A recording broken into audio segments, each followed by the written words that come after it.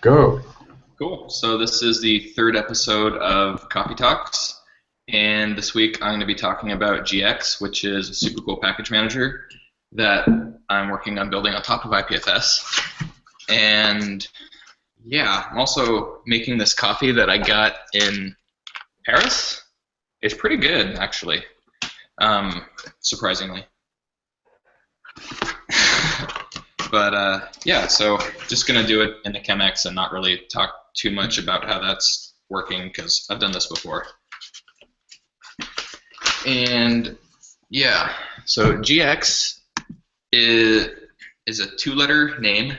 Stands for absolutely nothing. I just literally typed the first two letters on the keyboard that I could and made that the name of the thing I was working on. And the reason for it is I'm sick and tired of all these different package managers not quite doing things the right way. Because all a package manager really is like the base thing that it does is, okay, I have a package, it requires these other things, I need to go get those things, and then I need to go get the things that those things need, and so on. And that's like, every package manager does that. And every package manager appears to do it differently, and why? That doesn't make sense. So that's kind of like the base level of what a package manager needs to do. And I guess really GX isn't so much a package manager as it is a base framework for content distribution and managing of dependencies. You can easily build a package manager on top of GX. For example, for Go, right now I've built GX-Go, which works really nicely because the way I designed GX is to work like Git does. And so if I have a Go project and I use GX with it, it's going to look for GX-Go. If I have a Node project, and I'm doing things, it's going to look for GX-Node to call out for a bunch of like sub hooks. And anybody who's used like Git hooks will know kind of how that works. In Git, any binary you name as like git dash some name, you can run as git that name. And it kind of like integrates it into the tool and makes it feel unified, which is a really cool feature, and that's kind of like what I'm striving to kind of take that same feeling into a package manager. So now the question is why? Why would I do this? Content addressing is really nice. It's great to be able to have a hash that the hash says this package is exactly the package you're expecting it to be. Nothing can possibly be different unless there's like transient dependencies on your OS, which you can still like account for. There's no versioning confusion. You can say, okay, I depend on this hash of this package. Well, you're pretty much guaranteed to get the exact same package. You don't get the weird semver crap where, oh, I did a minor or a patch bump and it broke everybody's code. That's fun. So I'm saying no to semver and we're doing direct, this is what you're importing. And so I hope that's going to solve some problems that we've had. The next thing is that, well, there's this cool file system thing called IPFS, and it's pretty neat. It does like, you can distribute files peer-to-peer and other fun stuff like that. So I'm building GX on top of IPFS, which means that we get all the nice built-in peer-to-peer file transfers on top of it. What that lets us do is if I need to install a package, then if the person next to me has it, I can install it from them instead of installing it from the global servers or from some random CDN somewhere. Which for things like when we're up at Arctic.js sitting in Svalbard with a small pipe to the real world, and somebody awful runs npm install, it won't kill our internet. That actually happened. That was really fun. We were trying to figure out what was going wrong with the internet, and our video call dropped out. And everybody looks around, who's using the internet? Who's using the internet? He's like, oh, I just ran an npm install. I didn't think anybody would notice. No, we noticed. But if the npm packages were in IPFS, then he would have just fetched them from people around us, since the people at Arctic.js probably have most of the npm packages in the world installed on their computers at some point. And I think David has a hard drive with all of them on it, if I'm not mistaken. Yeah. So, yeah. Plus, you get deduplication, which is really great because if I have the same thing, in 2 different places, I don't have to store it twice. It's just, referenced by the same hash, and there we go. So we haven't got too many numbers in yet, but we're hoping that at least for NPM, we can save a lot of space by doing all this deduplication. Do you have any comments on that, David? I don't have I hear echo for myself. You might want to mute yourself. So I don't have numbers yet. We have several strategies to do the chunking or to do the unpacking of NPM packages, and depending on which ones we select and depending how we add the packages to IPFS, that will create different. Oh, sorry, I'm in a call. Hello. Someone was asking for chairs. Because we are going to have a node school, yeah. So yeah, like we can add packages to IPFS in different ways, and that will create different deduplication measures. Okay, sorry, I'll sit in the other corner. The thing that IPFS, so like by using IPFS as the transport layer for GX, one of the things that we get for free is, for example, package integrity, right? One of the things that like NPM is still fighting right now is how to make sure that if we install a package, we are actually installing the code that we are looking for. And you can like talk more about this, Jeremy, is the way that GX works and the way that GX installs packages, everything gets referenced by the hash. So you can make sure that you can have a reproducible build for your code project because you will always install the right package by their hashes instead of like by a module name and a version. And you can always validate their integrity on your local machine without having to rely on any other service. Evil question at that point. I don't particularly like typing hashes, and I'm not particularly good at remembering them.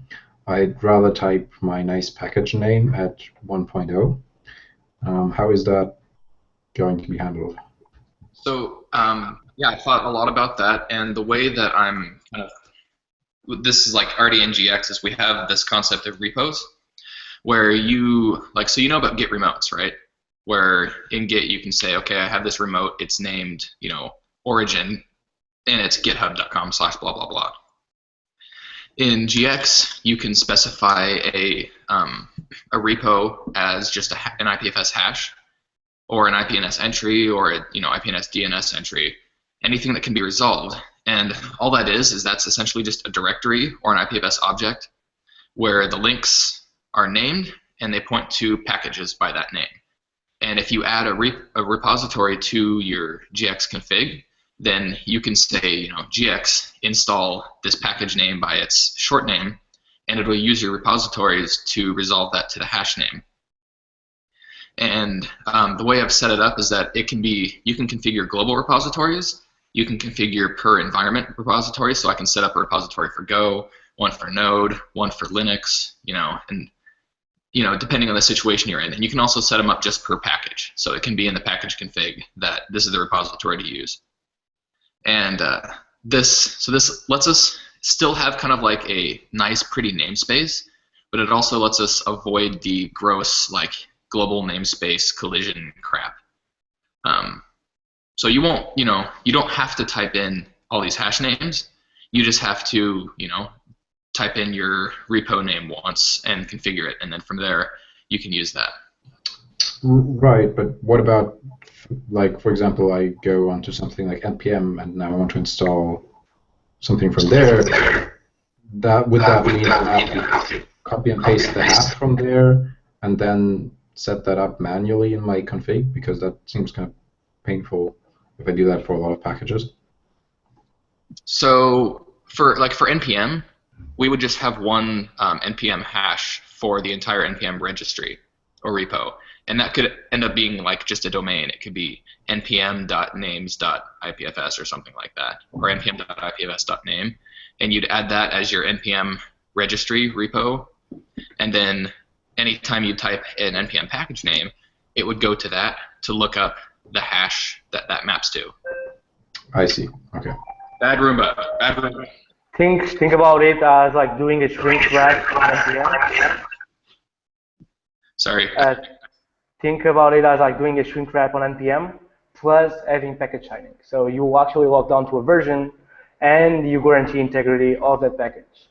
And once you install it the first time, so imagine like you are developing a new web app with Node and you do a GX install for all your packages. Now you ship that package.json to your production servers. That package.json can have the hashes for the modules that you install. And you have the convenience of installing by name, but when it ships to your build servers, to your production servers, it's going to be installed by the hash. So the production server can actually verify before running the code that it got the right package when it was running. And that's like when like a lot of vulnerabilities happen, right? Like it's when like someone deploys a piece of code that like is fetching from somewhere. And in my machine, it was working nicely because I was fetching the right code, but in this production server, someone managed to use one of the million of attacks possible to ship some new code inside that package that I had no way to validate. And I started running that package on my production server on my live service. And by using GX plus IPFS, you get that for free. Like you get integrity checks for free, and you can still have the convenience of using names while you are developing your app. Nice.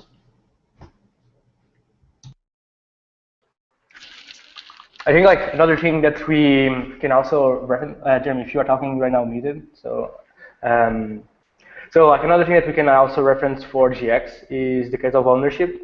The idea that like you can start having like almost like a registry instead of like being a place where all the modules, all the code is stored, can be just a reference to the hashes for the modules that you might want to install, and then the modules live on the network itself. You don't have like to store everything in one server or one or more servers across the planet to be able to serve everyone. You can just like use the network to deliver those packages. And also you get like namespaces / ownership for free. For a very long time, like this is a battle of every package manager ever, especially those ones that turn into companies so that they have to provide the service very well, is how to create a private namespace or just even a group, a project, or an organization namespace that can still remain public, but they want to have ownership of that namespace and the module names that we will publish under that namespace.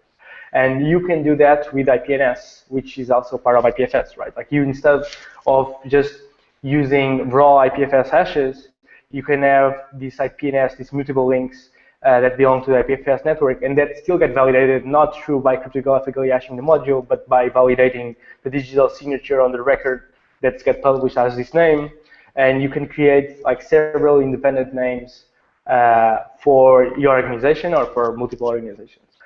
In the case, so this is not GX, but like this is almost like a test case / experiment / learnings from the thing that we did in Registry Mirror. We constantly publish an IPMNS record with basically the listing of all the module names on NPM, and this way we have like this universe, like this namespace, which is NPM with all of the modules that are available on NPM right now. So I believe like on the live stream, and then this so that's yeah, you killed it there.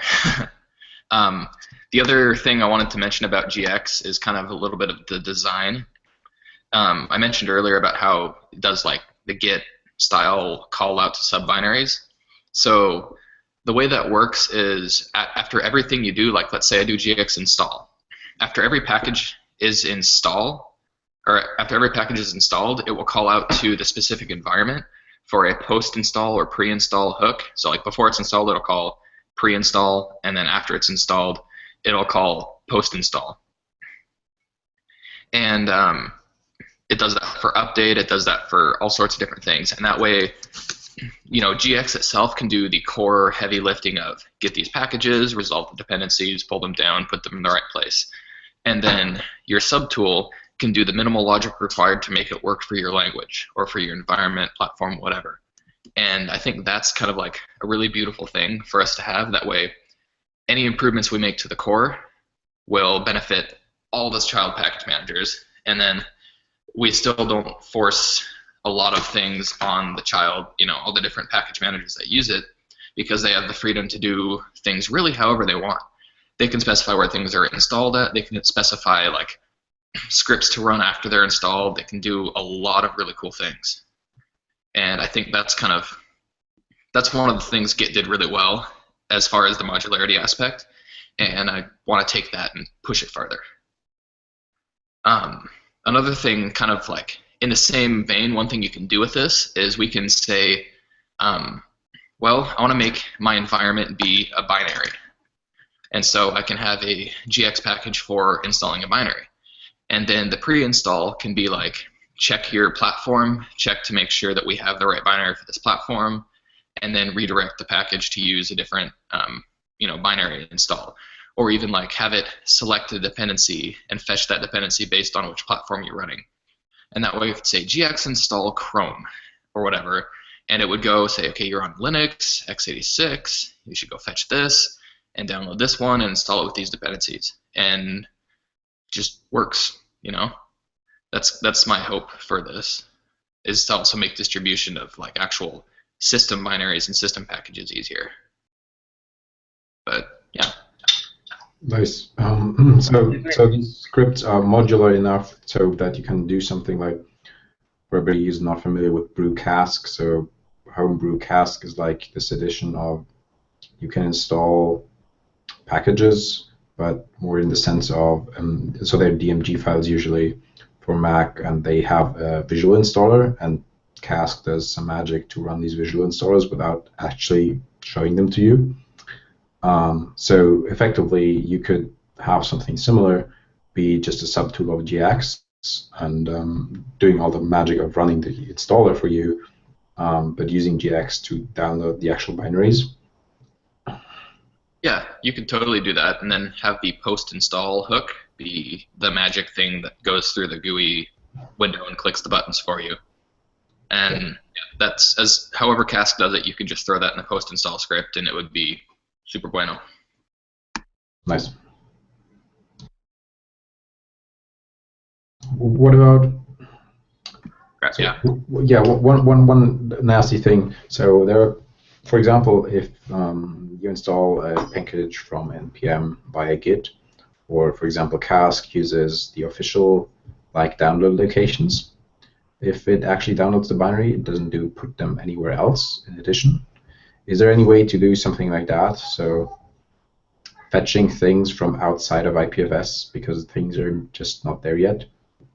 For example, if I fetch something want to install a package from GitHub, it will not be on IPFS, it will be on GitHub. So it has to be fetched somehow from there. Right. So so what we'd be able to do is, if you clone it down from GitHub and it still has the package.json from GX, all you'd have to do is run GX install, and then from there it would go and grab everything it needs and install it the same exact way. So it doesn't matter really how you get the package, as long as you have the package.json and it looks right, then it's going to be the same. I think that's what you were asking. Probably. I was just thinking about something like, if I run, I don't know, gx install github.com/my username, my package, that it would just, I guess, fetch the package at this point in time from GitHub and put it onto IPFS, use that hash, put that into my package.json, and in the future, like. Oh yeah, so that's right. Not super difficult to do. We currently don't. I currently don't have that built in, but that wouldn't be too hard. Implement some way of detecting that this is a Git endpoint and then knowing how to deal with it from there. One cool thing that's similar for Go, in the GX Go tool, I have an import method that will, you say GX Go import and then a GitHub like Go package path, like a Go import path, and it will recursively pull that down, pull all its dependencies down, and then make all of its dependencies into GX packages and build that up and then give you the final hash of that thing you wanted to import. It's kind of like IPFS add, but for Go packages. And I spent a lot of time working on that to the point where you can do it with IPFS itself, you know, the giant conglomeration of crap that it is, and it just works. Yeah, that's pretty much what I imagined, like for like other download managers to have this import functionality. Like, yeah. Yeah, well, cool. Any other questions, David? I'm good. Yeah, if there is questions. Where can people go to find out more? Yeah, for example. The repo is underneath my username, whyareyouSleeping/gx on GitHub. Any questions, just go ahead and file an issue or ping me on IRC. Definitely filing issues is good, and try it out. You know, give it a few test runs. One of my goals this week is to use it for vendoring IPFS. I'm going to be pulling libpeer-to-peer. Well, libpeer-to-peer is already pulled out, but I'm going to make GoIPFS use it as a GX dependency, and this is going to be fun. Changing your tooling is always. Is there any example, like any quick examples of like a project that people can like try and like install GX and then do a GX install and like see the packages being pulled from IPFS? So go libpeer-to-peer right now. If you were to clone that down, clone that down and run GX install, it will just work. Yeah, it's a good example because it has a lot of packages there. It has a lot of packages. I recommend not running your own daemon because it will set things up itself and pull things through IPFS that way. And it does a faster job on its own currently. So I'm still figuring that out. But yeah, it'll very soon it'll be faster and I'll figure that out. But if you don't run your own IPFS daemon, GX runs faster. Not sure why. But yeah, for libpeer-to-peer, I've done it multiple times now on different computers. Clone it down, CD into it, and then GX install, and it works. The only sorry, what? I was just saying that I also tried and it worked perfectly. So sweet. Yeah, the only thing you have to make sure is you have to install GX and GX Go since you're going to be installing a Go package. So that's just like the modularity aspect of it. But I'm going to try and figure out a way to make those install at the same time, which would be nice. But yeah, that's GX. And yeah, any other questions, or we want to call this? I'm good. Cool. Well, thank you all for coming, and see you next time. cool. Thanks, everyone. Enjoy coffee. Cheers. Cheers.